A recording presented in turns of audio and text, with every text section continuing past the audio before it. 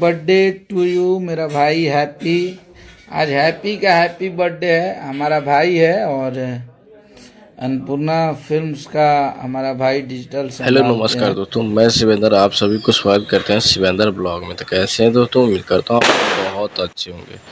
दोस्तों, आज अखिलेश कश्यप ने लाइव आए थे इंस्टाग्राम पे। तो दोस्तों बता दूं कि खेसारी भैया के बारे में बहुत कुछ बोले हैं और बहुत कुछ बातें भी कहे हैं। तो दोस्तों हमारे चैनल पर बने रहेंगे तभी आप लोगों को सही जानकारी मिल पाएंगे। दोस्तों बता दूं कि अखिलेश भैया ने काफ़ी गजब का हैप्पी बर्थडे मनाए और अन्नपूर्णा फिल्म्स का हेड जो चैनल संभालते हैं उनका बर्थडे था, आप लोग देखे होंगे।